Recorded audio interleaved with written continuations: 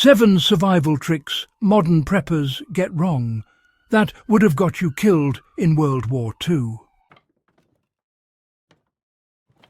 You ever notice how the internet is packed with survival experts teaching flashy hacks with paracord, titanium gadgets and solar stoves? But somehow most of them wouldn't last a week in a muddy World War II trench. Modern survival looks cool on Instagram, but in a real life-or-death war zone, half those methods would have written your name on a tombstone. In World War II, survival wasn't about looking tactical.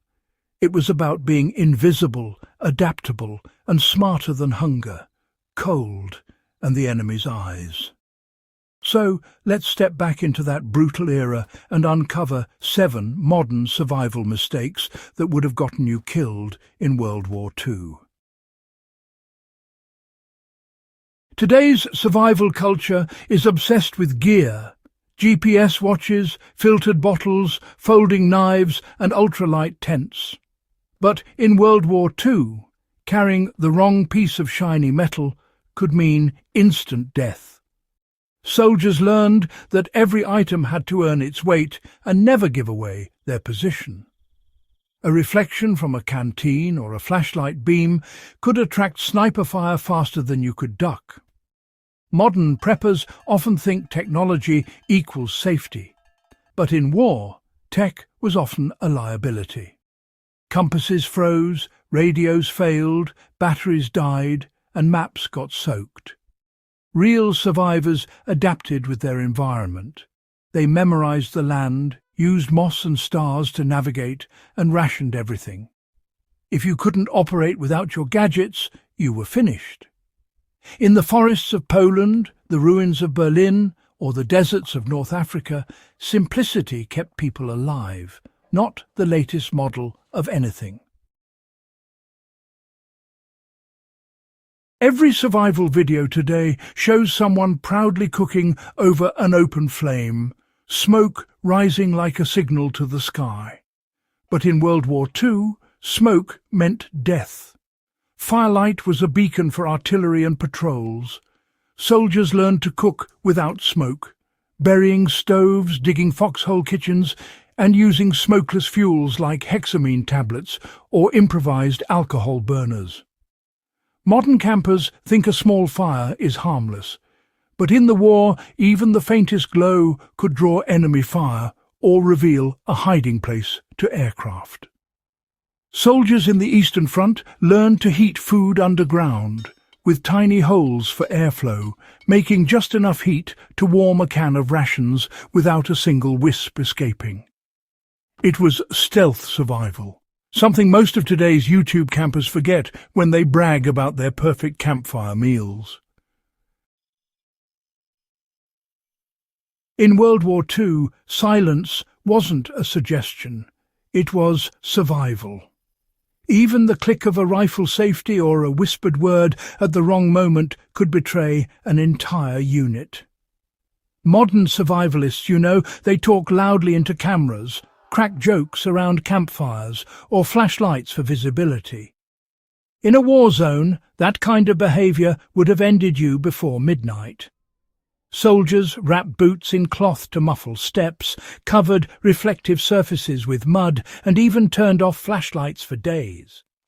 They used darkness as cover, not as an inconvenience. It's a harsh reminder, in survival, the quieter you are, the longer you live. If you ever find yourself in a real survival scenario, war, disaster, or otherwise, silence is still your best camouflage. Modern survival has, well, a strange addiction to comfort. Soft sleeping bags, waterproof tents, padded mats. In World War II, comfort was a luxury few could afford. Soldiers slept in frozen mud, used coats for blankets, and turned helmets into pillows. They didn't seek comfort, they sought concealment. Building a cosy camp with a bright orange tarp and reflective gear might look great online, but in a live combat zone, it's basically a death flag. Soldiers dug into the earth instead of sleeping above it. They made shelters that blended perfectly with the terrain. They didn't stand out. They disappeared. Survival wasn't about how good you looked. It was about how invisible you could be. Here's where most modern survivalists would fail miserably: food control. Today, people talk about meal planning or emergency snacks.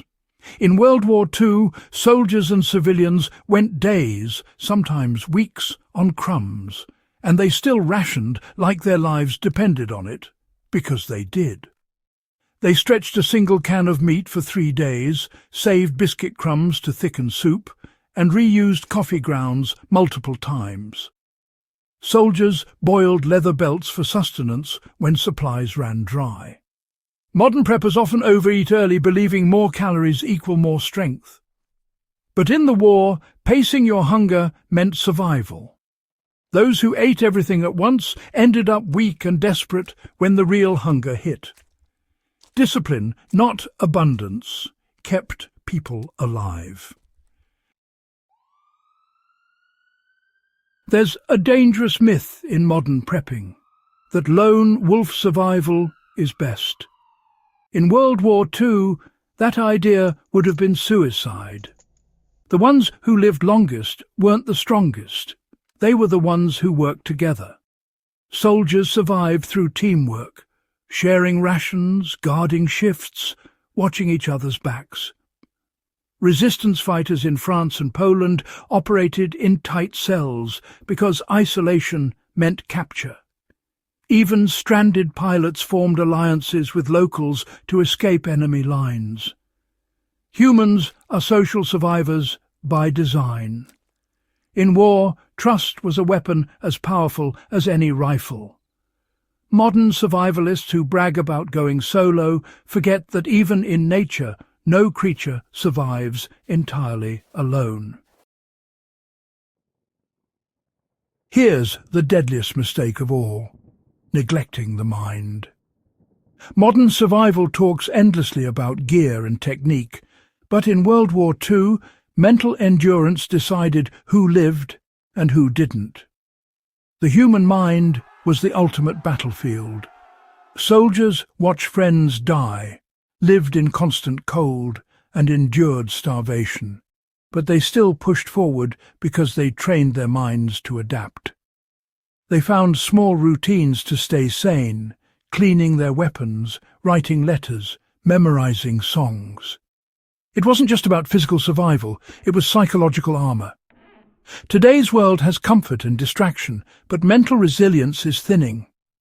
When panic hits, gear can't save you. Discipline, calm, and purpose can.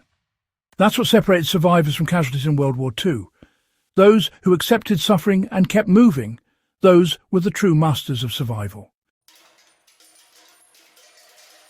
Modern survival culture is flashy. Filters, drones, tactical backpacks, it all looks heroic on screen. But in the mud and terror of World War II, survival wasn't cinematic. It was raw, brutal, and simple. It was about thinking clearly when fear crushed your chest. About being quiet when instinct told you to scream. About conserving instead of showing off. Every soldier, resistance fighter, and civilian who made it through that war left behind a silent lesson. Survival isn't about what you have. It's about how you think. So the next time someone brags about their titanium survival kit, remember this: your greatest weapon in any crisis isn't in your backpack.